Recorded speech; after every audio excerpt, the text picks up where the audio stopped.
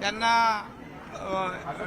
आज निरोप द्यायला या ठिकाणी त्याला भेटायला मी स्वतः आलो।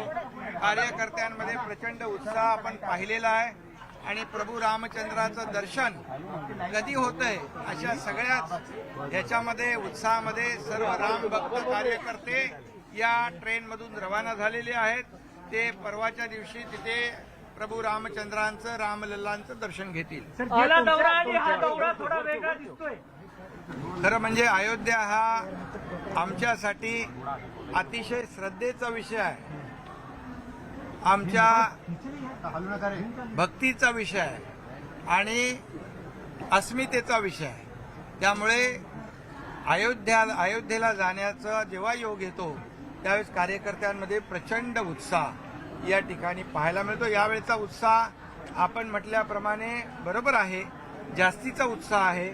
लोकांना लवकरच तिथे जाऊन दर्शन घ्यायचं आहे आणि त्यामुळे ही सगळी आमची राम भक्तांची टीम रवाना झालेली आहे। तुमचा दौरा जाहीर झाल्यावरती आता काँग्रेसचे नाना पटोले म्हणतायत आम्ही सुद्धा श्रीरामाचे भक्त आहोत, आम्ही सुद्धा अयोध्येला जाणार आहोत।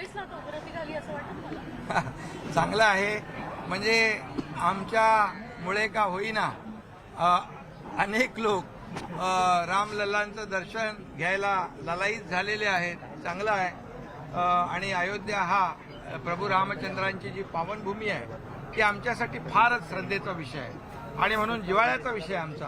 त्या ठिकाणी आदरणीय देशाचे प्रधानमंत्री नरेंद्र मोदी साहेबांच्या मार्गदर्शनाखाली, त्यांच्या नेतृत्वाखाली भव्य दिव्य असं राम मंदिराचा निर्माण त्या ठिकाणी होतंय।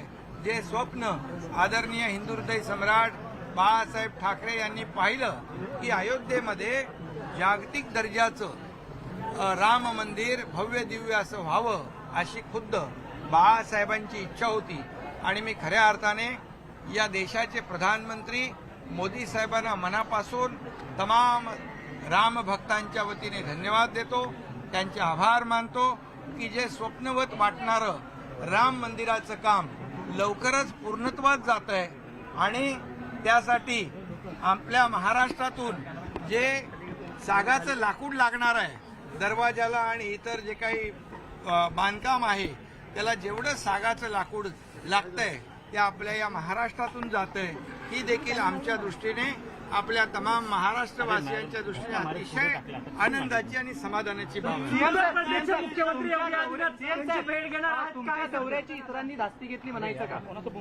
आता दौऱ्याची धास्ती घेतली किंवा नाही मी हे म्हणणार नाही, परंतु मी सगळ्यांना कामाला लावलेलं आहे, ही वस्तुस्थिती आहे। सगळे आता घरात बसायचे ते रस्त्यावर येऊ लागलेत, फिरू लागलेत, ही चांगली बाब आहे। मी त्यांची भेट घेणार आहे। हिंदी में जानना चाहेंगे आज तर आपण पाहतो आहोत मुख्यमंत्री एकनाथ शिंदे यांनी देखील प्रतिक्रिया दिलेली आहे। हा शिवसैनिकांच्या भक्तीचा विषय असं मुख्यमंत्री म्हणतात। कार्यकर्ता और राम भक्तों के लिए बहुत बड़ा दिन है। आज यहाँ से 2 ट्रेनें रवाना हुई है, एक ठाणे से और एक नासिक से। 3000 से ज्यादा राम भक्त इस ट्रेन से रवाना हुए। आप लोगों ने देखा है कि काफी उत्साह जोश भरा ये कार्यकर्ताओं को आपने देखा है। रामलल्ला का दर्शन जल्द से जल्द होना चाहिए, इस भावना से सभी लोग अयोध्या के लिए रवाना हुए। अयोध्या ये हमारे लिए बहुत ही श्रद्धा का और आत्मीयता का और अस्मिता का विषय है।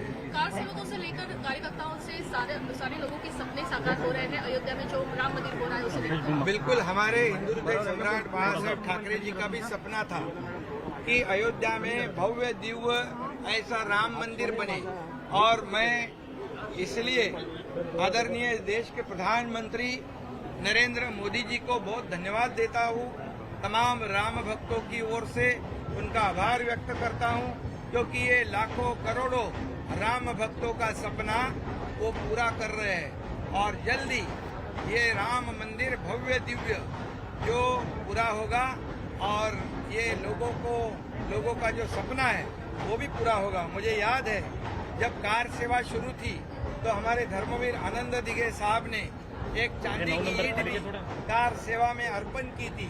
इसलिए हमारा जो रिश्ता है अयोध्या से ये बहुत ही अत्यंत जो बहुत ही कहते हैं श्रद्धा का विषय है हमारे लिए। हमारा रिश्ता बहुत काफी पुराना है। योगी जी से मुलाकात होगी इस विषय हाँ में? बिल्कुल, उनसे भी मैं मिलूंगा और वहाँ जा रहा हूँ तो जरूर हमारी मुलाकात होगी। सरयू नदी में महाआरती होगा। सर धनुष्यवाद यहाँ पर वहाँ पर दर्शन होगा, हनुमानगढ़ी जाएंगे, लक्ष्मण किला जाएंगे, शरीर पे आरती होगी और ये यात्रा जो है ऐसी हजारों राम भक्तों के माध्यम से सफल होगी। मागे हे मिळाल्यानंतर